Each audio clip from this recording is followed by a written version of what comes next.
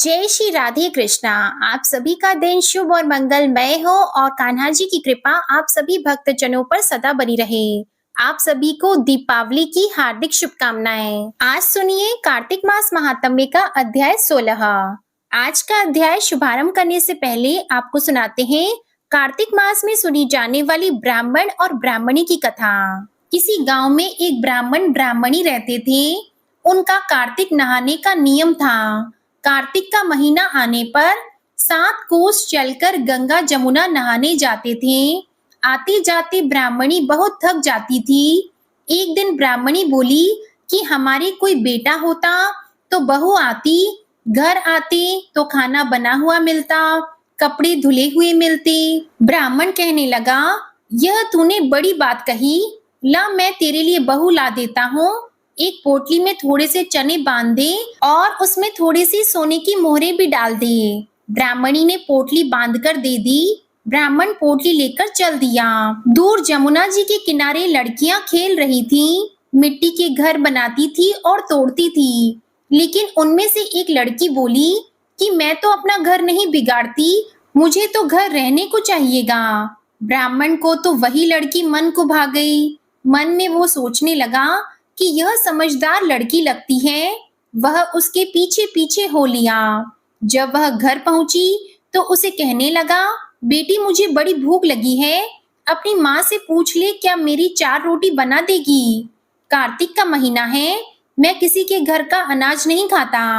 मेरे पास यह थोड़ा सा चूर्ण है, अपनी माँ को दे देना और अपनी माँ से कह देना कि रोटी बनाने से पहले आटा छान लेगी। तब लड़की कहने लगी, ठीक है बाबा, तुम बैठो, मैं माँ को कहकर आती हूँ।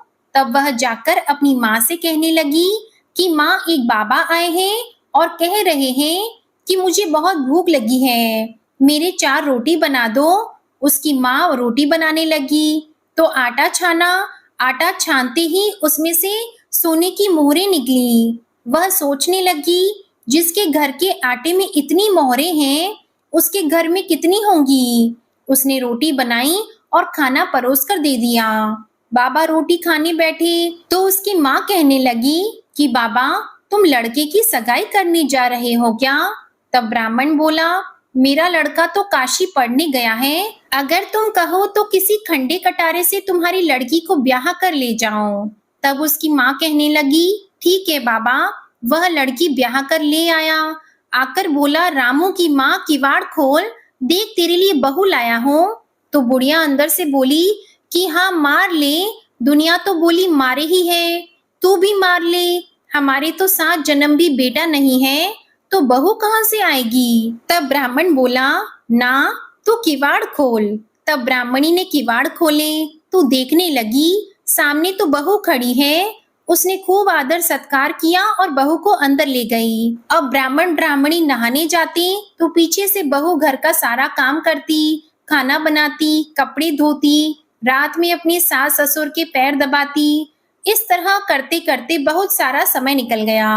सास अपनी बहू से बोली कि बहू, कभी भी चूल्हे की आंच खत्म मत होने देना और मटके के पानी खत्म मत होने देना। एक दिन अचानक से चूल्हे की आंच खत्म हो गई तो बहू भागी भागी पड़ोस में गई और जाकर बोली कि मुझे थोड़ी सी आंच दे दो, चूल्हे की आंच बुझ गई है, मेरे सास ससुर आते ही होंगे, सुबह 4 बजे के गंगा जमुना नहाने गए हैं। तब पड़ोसन कहने लगी कि तू तो बावली है, तुझे तो यूं ही उठाकर ले आए, इनके तो 7 जन्म भी बेटा नहीं है। तब वह बोली कि नहीं, इनका बेटा तो काशी पढ़ने गया है। तब पड़ोसन कहने लगी कि तुमसे झूठ बोला है। तो बहू को तो पड़ोसन की सीख लग गई, पूछने लगी कि अब क्या करूं। तब पड़ोसन ने उसके कान भर दिए और कहने लगी, जली फूकी रोटी कर दे, अलूनी दाल कर दे, खीर की करछी दाल में और दाल की करछी खीर में कर दे। बहू को तो पड़ोसन की सीख लग गई, उसने ऐसा ही किया। सास ससुर गंगा जी नहाकर आए तो ना तो आज उसने आदर सत्कार किया, ना उनके कपड़े लिए, खाना लगाकर दे दिया। सासू ने खाना खाया तो बोली, बहू यह क्या है, यह तो जली फूकी रोटी है, अलूनी दाल है। तब वह बोली, खा लो सासू जी, तुम एक दिन खा लोगी, कुछ नहीं होगा। मुझे तो जीवन भर अलोनी रहना है। तब सास कहने लगी कि बहू को तो पड़ोस की सीख लग गई। बहू रात को सो गई, सुबह भागी भागी पड़ोसन के पास गई और पूछने लगी कि बताओ आज क्या करूं। तो पड़ोसन बोली कि सातों कोठों की चाबी मांग ले। जब उसके सास ससुर गंगा जमुना नहाने जाने लगे तो बहू आगे अड़कर खड़ी हो गई और कहने लगी कि बाद में जाना, पहले मुझे सातों कोठों की चाबी दे दो। तो सास मना करने लगी। ससुर ने कहा दे दे, आज भी इसका है कल भी इसका है, हमारा क्या है, आज मरे कल दूसरा दिन। अब सास ससुर चाबी देकर चले गए। पीछे से बहू ने कोठे खोल के देखे, एक में अन्न भरा था, एक में धन भरा था, किसी में बर्तन भरे हुए थे, किसी में कपड़े के अटूट भंडार भरे हुए थे। जब सातवां कोठा खोल के देखा तो उसमें गणेश जी, लक्ष्मी जी, पीपल पतवारी जी, कार्तिक के ठाकुर राई दामोदर, तुलसी जी का बिड़ला, 36 कोटि देवी देवता विराजमान हैं। गंगा जमुना बह रही है, तिलक छापे लगाए चौकी पर एक लड़का माला जप रहा है। तो बहू पूछने लगी कि तुम कौन हो। तब वह बोला कि मैं तेरा पति हूँ, किवाड़ बंद कर दे, जब मेरे माँ बापू आएंगे तब खोल लेना। अब तो बहू बहुत खुश हो गई। खुश होकर 36 तरह के उसने भोजन बनाए, 16 श्रृंगार किया। उसके सास ससुर जब गंगा नहाकर आए तो बड़े प्यार से उनसे उसने बात की, उनके कपड़े लिए, कपड़े धोए, खाना खिलाया। तब ब्राह्मण कहने लगा कि बहू तो धन देख के राजी हो गई। अब बहू सास के पैर दबाने बैठ गई। पैर दबाती जाए और कहती जाए, माताजी तुम इतनी दूर 12 कोस गंगा जमुना नहाने जाती हो, थक जाती होंगी, तुम घर में ही क्यों नहीं नहा लेती। तब सास बोली, बावली हो गई है क्या, कहीं घर में भी गंगा जमुना बहती है। बहू कहने लगी, हाँ माँ जी बहती है, चलो मैं दिखाती हूँ। उसने सातवां कोठा खोलकर दिखाया। उसमें गणेश जी, पीपल पतवारी जी, लक्ष्मी जी, तुलसी के ठाकुर, कार्तिक के ठाकुर, राई दामोदर, शिव पार्वती, 36 कोटि देवी देवता विराजमान है। गंगा जमुना बह रही थी। तिलक छापे लगाए चौकी पर बैठा एक लड़का माला जप रहा था। तो ब्राह्मणी ने पूछा कि तू कौन है। वह कहने लगा कि मैं तेरा बेटा हूँ। ब्राह्मणी बोली, तू कहाँ से आया। तो वो कहने लगा, मुझे तो कार्तिक के देवता ने भेजा है। तब ब्राह्मणी बोली, ए बेटा, यह दुनिया क्या जानेगी, क्या जानेगा मेरे घर का पति, क्या जानेगी देवरानी जेठानी, क्या जानेंगे अगल बगल के पड़ोसी कि तू मेरा बेटा है। तब उसने पंडित से पूछा। तो पंडित ने कहा कि इस पार बहू बेटा खड़ी हो जाए और उस पार बुढ़िया खड़ी हो जाए। बुढ़िया ने चाम की अंगिया पहनी हो, छाती में से दूध की धार निकले, बेटे की दाढ़ी मूछ भीगे, पवन पानी से गठजोड़ा बंधे, तो जब जाने कि यह बुढ़िया का ही बेटा है। उसने ऐसा ही किया। चाम की अंगिया फट गई, छाती में से दूध की धार निकली, बेटे की दाढ़ी मूछ भीग गई, पवन पानी से बहू बेटे का गठजोड़ बंध गया। ब्राह्मण ब्राह्मणी की खुशी का पार न रहा। वे बहुत खुश हो गए। हे कार्तिक के ठाकुर जी, राई दामोदर भगवान ने जैसे बहू बेटा उसको दिए वैसे सभी को देना, और जैसे उसकी इच्छा पूरी की वैसे ही सबकी करना, कहते सुनते की, हुंकारा भरते की, सबकी करना। अब सुनिए कार्तिक मास महात्म्य में आगे का अध्याय। इससे पहले की वीडियो में आपने जाना था कि किस प्रकार देवर्षि नारद ने राजा पृथु को एकादशी व्रत का महात्म्य और राधा रानी भगवान श्री कृष्ण को इतनी प्रिय क्यों है, इसका रहस्य बताया था। अब महाराज पृथु ने देवर्षि नारद से पूछा, हे देवर्षि, यम पंचक काल में दीपदान का क्या महत्व है और क्या विधान है, कृपा करके मुझे विस्तार पूर्वक बताइए। तब नारद जी ने कहा, हे राजन, कार्तिक मास की कृष्ण पक्ष की त्रयोदशी तिथि से लेकर शुक्ल पक्ष की द्वितीया तक 5 दिन यम पंचक कहलाते हैं। इन दिनों में धनतेरस की रात को यमराज के निमित्त दीपक जलाने से यमराज प्रसन्न होते हैं और अकाल मृत्यु आदि नहीं होती। इसके अगले दिन कार्तिक कृष्ण चतुर्दशी को नरक चतुर्दशी भी कहा जाता है।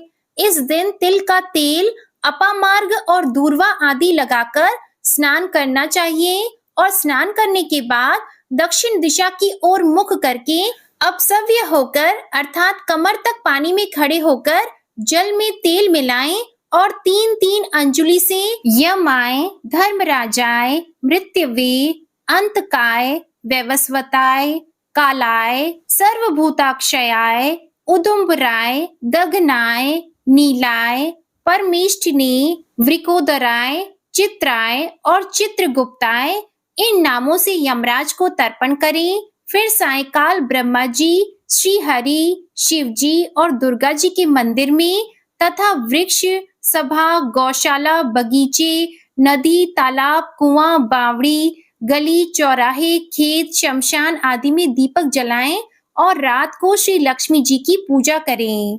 यदि शस्त्र से किसी की मृत्यु हुई हो तो उसके निमित्त भी चतुर्दशी को दीपदान करना चाहिए।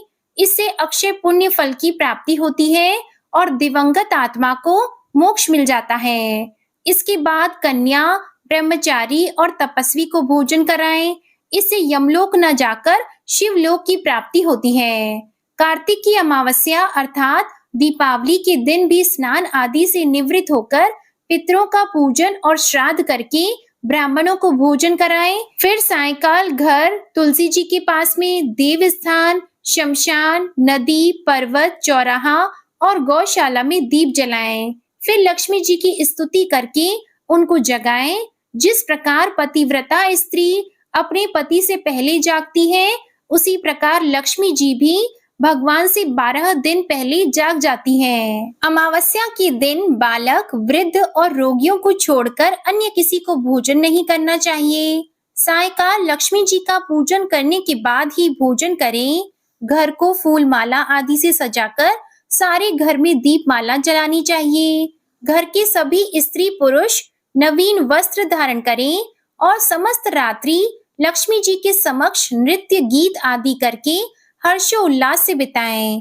घर में समस्त रात्रि दीपक जलना चाहिए। उस रात को लक्ष्मी जी सभी घरों में घूमती है और जो घर सबसे अधिक सुंदर और रमणीक होता है, जिस घर में सुख शांति होती है, जिस घर में कलह क्लेश नहीं होता है, जिस घर में सभी बड़े बुजुर्गों का सम्मान किया जाता है, उसी घर में लक्ष्मी जी लंबे समय तक निवास करती हैं।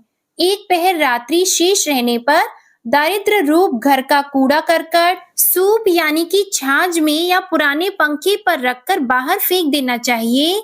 ऐसा करने से वह घर धन धान्य से परिपूर्ण रहता है। दीपावली के अगले दिन गोबर का गोवर्धन बनाकर बंधु बांधव सहित गोवर्धन की पूजा करें और ब्राह्मणों को भोजन कराएं। स्वयं भी नए अन्न का भोजन करें। भगवान कृष्ण ने देवराज इंद्र का मान मर्दन करके गोवर्धन पर्वत की पूजा इसी दिन की थी। सायकाल के समय गौ तथा वृषभ अर्थात बैल की पूजा करें और अपने परिवार के भरण पोषण और रक्षा करने के लिए उनसे प्रार्थना करें। इसी दिन शाम के समय बलि और उनकी पत्नी विंध्या बलि की मूर्ति बनाकर पूजन और दान आदि करने से परिवार में सुख और समृद्धि बनी रहती है। दीपावली की रात को घर सजाने, दीप मालिकाओं और महालक्ष्मी पूजन के बारे में विस्तार पूर्वक बताते हुए देवर्षि नारद ने कहा, हे राजा पृथु, कार्तिक कृष्ण अमावस्या को दीप मालिका करने से दरिद्रता का विनाश होकर संपन्नता आती है। इस संबंध में एक इतिहास सुनाता हूँ, ध्यान से सुनो। थुरसेन देश में सत्य शर्मा नाम का एक अत्यंत दरिद्र ब्राह्मण था। उसके मन में एकमात्र यही था कि अगर मेरे पास धन हो तो मैं उसे यज्ञ, दान, पूजा पाठ आदि कामों में व्यय करूं। अपनी दरिद्रता के निवारण का उपाय पूछने पर एक दिन एक विद्वान ने उसे बताया कि तुम शिव जी की आराधना करो। ब्राह्मण सत्य शर्मा ने सच्चे हृदय से भगवान शिव की उपासना आरंभ कर दी। 1 वर्ष बीतने पर शिव जी एक ब्राह्मण का रूप धरकर उसके पास आए और बोले कि हे विप्र, धन प्राप्ति के लिए तुम राजा के पास जाकर उससे वरदान मांगो कि कार्तिक की अमावस्या को तुम्हारे सिवाय अपने घर में कोई भी दीप न जलाए। ब्राह्मण ने ऐसा ही किया। वह राजा के महल में पहुंचा और राजा को सारी बात बताई। राजा ने उसकी बात स्वीकार करके कार्तिक कृष्ण चतुर्दशी को सारे नगर में ढिंडोरा पिटवा दिया कि अमावस्या को कोई भी अपने घर में दीपक न जलाए। राजा की आज्ञा मानकर अमावस्या की रात्रि को किसी ने भी दीपक नहीं जलाया। रात को लक्ष्मी जी नगर में आई तो देखा कि समस्त नगर में अंधेरा है, मगर एक ब्राह्मण का घर खूब सजा हुआ है और दीपमाला से जगमग हो रहा है। लक्ष्मी जी प्रसन्न होकर उस घर में प्रवेश करने लगी। लक्ष्मी जी को अपने घर में प्रवेश करते देखकर सत्य शर्मा उनका मार्ग रोककर खड़ा हो गया और कहने लगा, हे भद्रे, तुम्हारे पति तो अति कठोर हैं और तुम अत्यंत चंचल हो, इसलिए हमारे घर में प्रवेश मत करो। तब लक्ष्मी जी कहने लगी, श्री हरि तो इस समय शयन कर रहे हैं, इस कारण निश्चय ही मैं तुम्हारे घर में निवास करूंगी। यह सुनकर ब्राह्मण ने कहा, अगर आप इस बात की शपथ लो कि मेरी 3 पीढ़ियों तक आप इसी घर में स्थायी निवास करोगी, तब तो आप इस घर में प्रवेश कर सकती हो, अन्यथा नहीं।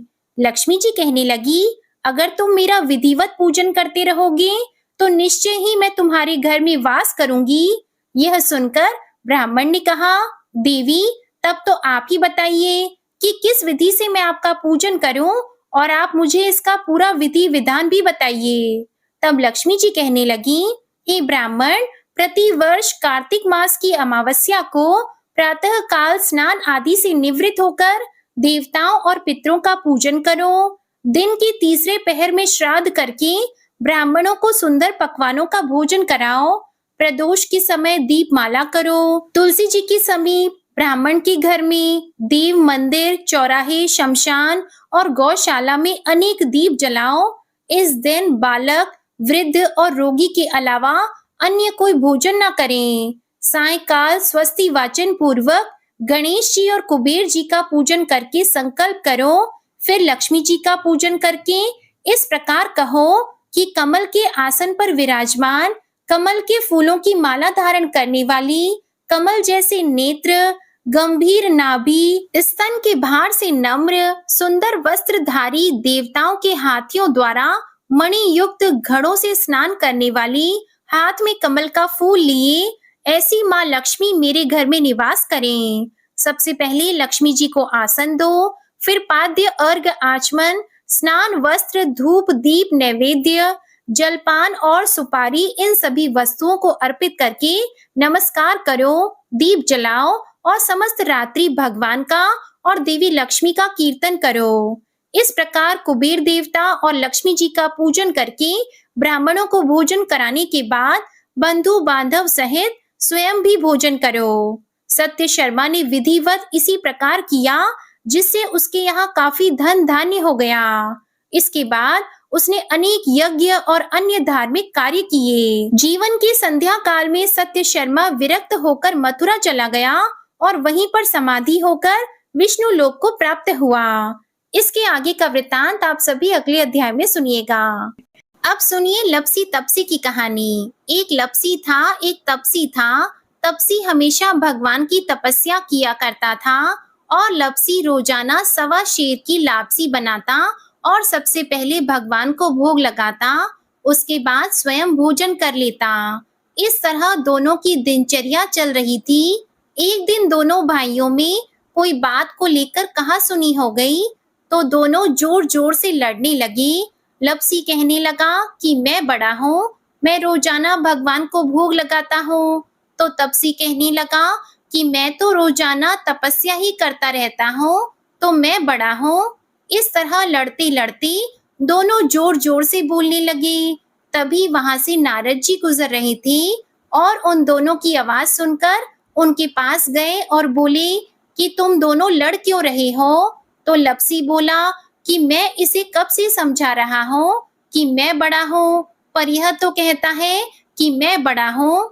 तो तपसी कहने लगा कि मैं इतनी तपस्या करता हूँ तो मैं ही बड़ा हूँ। यह छोटी सी बात इसके समझ में नहीं आ रही। तो नारद जी कहने लगे कि तुम दोनों शांत हो जाओ, तुम्हारा फैसला मैं करूँगा, लेकिन आज नहीं कल आऊँगा, फिर बता दूंगा कि तुम दोनों में से कौन बड़ा है। यह कहकर नारद जी चले गए।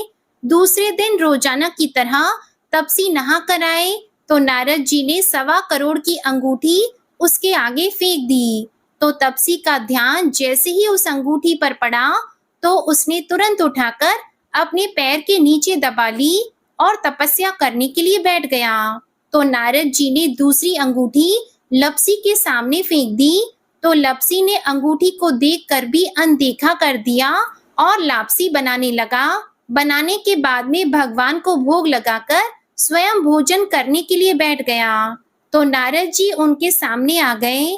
नारद जी को देखते ही उन दोनों ने पूछा कि नारद जी, अब आप बताओ हम में से कौन बड़ा है? तपसी कहने लगा कि मुझे ही बड़ा बताना, क्योंकि मैं ही बड़ा हूँ। तो नारद जी बोले कि तू खड़ा होकर तेरा पैर तो उठा। तो जैसे ही उसने खड़ा होकर पैर उठाया, तो उसके पैर के नीचे अंगूठी थी। तो नारद जी कहने लगे कि यह अंगूठी तूने चुराई है, तुझे तेरी तपस्या का कोई फल नहीं मिलेगा, क्योंकि यह अंगूठी मैंने ही तुम दोनों के आगे फेंकी थी। तो तूने जो झट से अंगूठी को उठा लिया, तेरा मन तो मोह माया में अब भी लगा है। लपसी ने तो अंगूठी को देखकर भी अनदेखा कर दिया और अपनी रोजाना की भक्ति करने लगा। जो लपसी रोजाना करता है, वह भी एक भक्ति है, और मेरा फैसला यह है कि लपसी ही सबसे बड़ा है। तब यह सुनकर तपसी हाथ जोड़कर कहने लगा कि महाराज, मुझसे बहुत बड़ा अनर्थ हो गया है, आगे से मैं ऐसी गलती कभी नहीं करूंगा। पर आप मुझे बताओ, मैंने भक्ति तो सच्चे मन से की है, तो मुझे उस भक्ति का फल कैसे मिलेगा? तो नारद जी कहने लगे कि रोटी बनाकर गाय और कुत्ते की रोटी नहीं बनाएगा, उसका फल तुझे ही मिलेगा। रोटियां बनाकर पीछे से सुबह छोटी रोटी नहीं बनाएगा, उसका फल, और शाम को रोटी बनाकर पीछे से एक बड़ी रोटी नहीं बनाएगा, उसका फल भी तुझे ही मिलेगा। ब्राह्मण को भोजन करवाकर दक्षिणा नहीं देगा, तो वह फल भी तुझे ही मिलेगा। सूट साड़ी अगर हम किसी को दें, तो उसके ऊपर दक्षिणा स्वरूप अगर कुछ रुपए नहीं देंगे, तो उसका फल भी तुझे ही मिलेगा। अगर कोई दिए से दिया जलाएगा, तो उसका फल भी तुझे ही मिलेगा। व्रत रखकर अगर कोई सारी कहानी सुन ले, लेकिन तुम्हारी इस लपसी तपसी की कहानी को नहीं सुनेगा, तो उसका फल भी तुम्हें ही मिलेगा। तो इस तरह का आशीर्वाद पाकर तपसी बड़ा ही प्रसन्न हुआ। कहा जाता है कि उसी दिन से हर व्रत कथा के बाद में लपसी तपसी की कहानी जरूर सुननी चाहिए।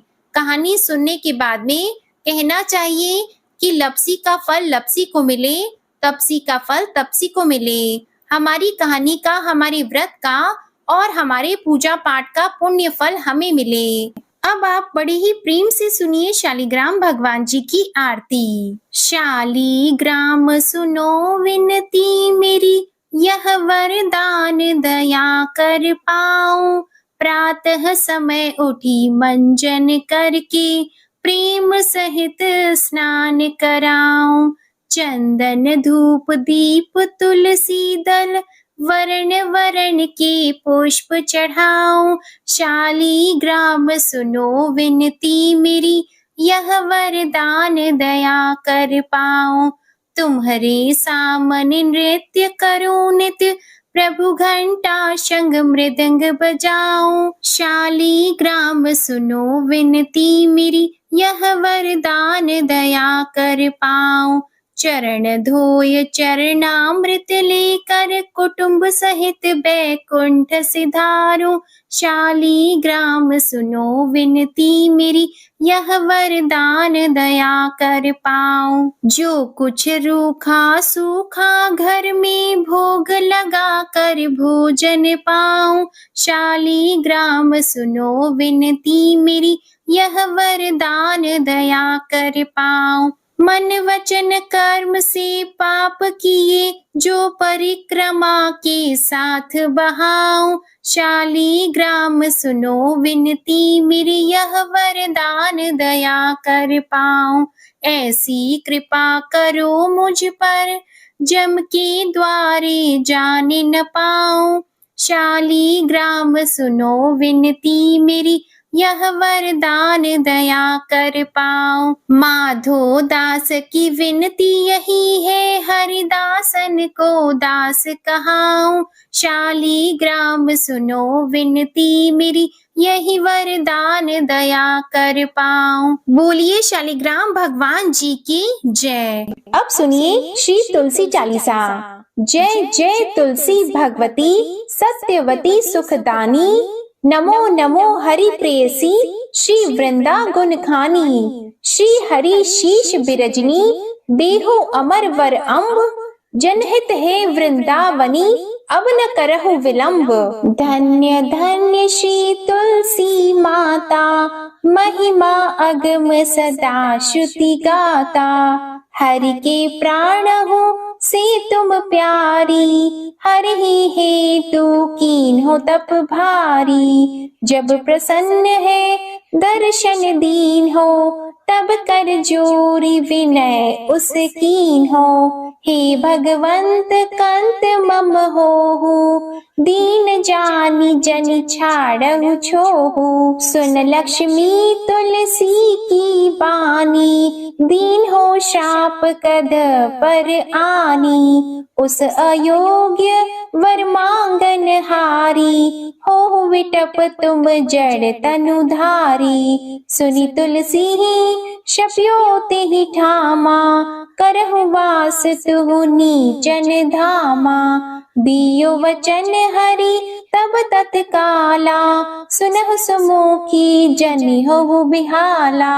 समय पाई जो द्रौपदी तोरा, पूजी हो आस वचन सत मोरा। तब गोकुल महा गोप सुदामा, तासु भई तुलसी तू बामा। कृष्ण रास लीला की माही, राधे शक्यो प्रेम लखी नाही। दियो शाप तुलसी तत्काला, नरलोकी तुम जन्महु बाला। या गोप वह दानव राजा, शंख चूड़ नामक शेर ताजा।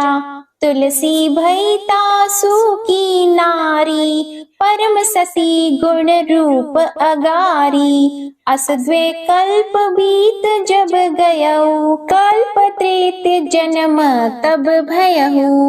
वृंदा नाम भयो तुलसी को, असुर जलंधर नाम पति को।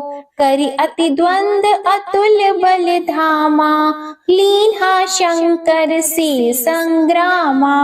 अब निज सैन्य सहित शिव हारे, मरहि न तब हर हरि ही पुकारे। पतिव्रता वृंदा थी नारी, को न सके पति ही संहारी। तब जलंधर ही भेष बनाई, वृंदा ठिग हरि पहुँचियो जाई।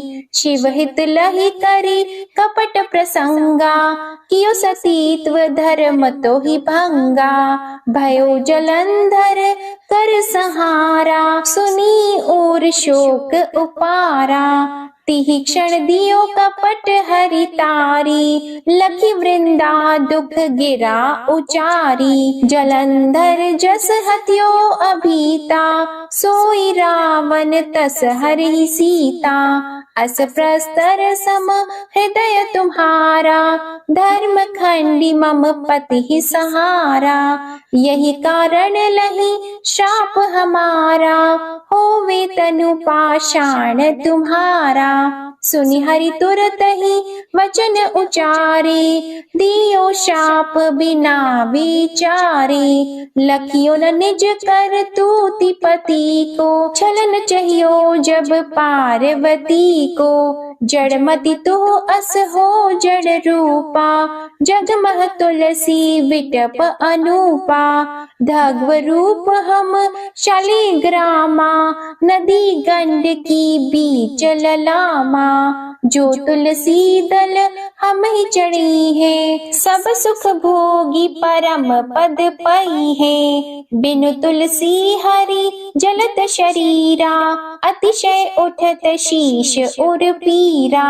जो तुलसी दल हर शिर धारत, सो सहस्त्र घट अमृत डारत। तुलसी हरि मन रंजनिहारी, रोग दोष दुख भंजनिहारी। प्रेम सहित हरि भजन निरंतर, तुलसी राधा में नाही अंतर।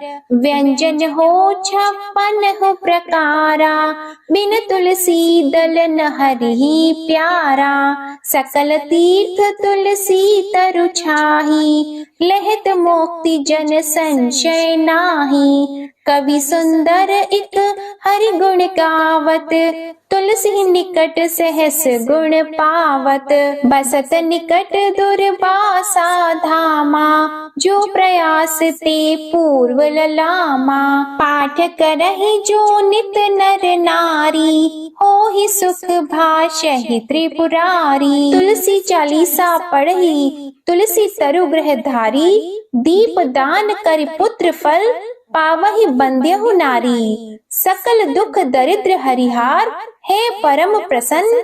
आशी धन जन लड़हि ग्रह, बसहि पूर्ण अत्र। लाहि अभिमत फल जगत, मह लाहि पूर्ण सब काम। जे दल अर्पहि तुलसी तहाँ, सहस बसहि हरि राम। तुलसी महिमा नाम लख, तुलसी ही सूत सुख राम। मानस चालीसा रचियो जग, मह तुलसी दास। तुलसी चालीसा समाप्त। प्रेम से बोलिए तुलसी माता की जय। अब आप सुनिए तुलसी माता की आरती। तुलसी महारानी नमो नमो, हरि की पटरानी नमो नमो। तुलसी महारानी नमो नमो, धन तुलसी पूरण तप कीनो। शालिग्राम बनी पटरानी नमो नमो। तुलसी महारानी नमो नमो, हरि की पटरानी नमो नमो। जाकी पत्र मंजरी कोमल, श्रीपति कमल चरण लपटानी नमो नमो। तुलसी महारानी नमो नमो, हरि की पटरानी नमो नमो। कौन से महीने बोई रानी तुलसा, कौन से महीने हुई हरियाली नमो नमो। कौन से महीने हुई तेरी पूजा, कौन से महीने हुई पटरानी नमो नमो। तुलसी महारानी नमो नमो, हरि की पटरानी नमो नमो। आषाढ़ मास में बोई रानी तुलसा, सावन मास में हुई हरियाली नमो नमो। तुलसी महारानी नमो नमो। कार्तिक मास में हुई तेरी पूजा, मंगसिर मास में हुई पटरानी नमो नमो। तुलसी महारानी नमो नमो। धूप दीप नैवेद्य आरती, पुष्पन की वर्षा बरसानी नमो नमो।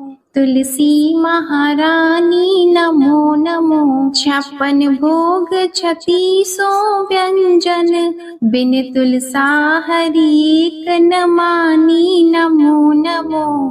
तुलसी महारानी नमो नमो।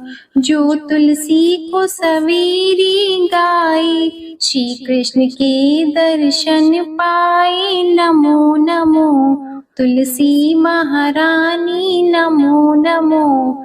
जो तुलसी को दोपहर में गाए, खीर खांड का भोग लगाए नमो नमो। तुलसी महारानी नमो नमो। जो तुलसी को सांझ को गाए, श्री कृष्ण की आरती उतारे नमो नमो। तुलसी महारानी नमो नमो। जो तुलसी को रात को गाए, श्री कृष्ण के चरण दबाए नमो नमो। तुलसी महारानी नमो नमो। सभी सखी मैया तेरो यश गावे, भक्ति दान दीजिए महारानी, नमो नमो। तुलसी महारानी नमो नमो, तुलसी महारानी नमो नमो, हरि की पटरानी नमो नमो। प्रेम से बोलिए श्री तुलसी माता की जय। भगवान श्री विष्णु जी की जय। शालिग्राम भगवान जी की जय। आप सभी को आज की कथा और वीडियो में आनंद आया हो तो वीडियो को लाइक जरूर कीजिएगा। कमेंट में भगवान विष्णु जी, माता तुलसी जी और भगवान शालिग्राम जी की जय जरूर लिखिएगा और चैनल को भी सब्सक्राइब करिएगा। इसी के साथ आज आप हमारे चैनल पर गोवर्धन पूजा की विधि और गोवर्धन पूजा की व्रत कथा भी जरूर सुनिएगा। जय श्री राधे कृष्णा।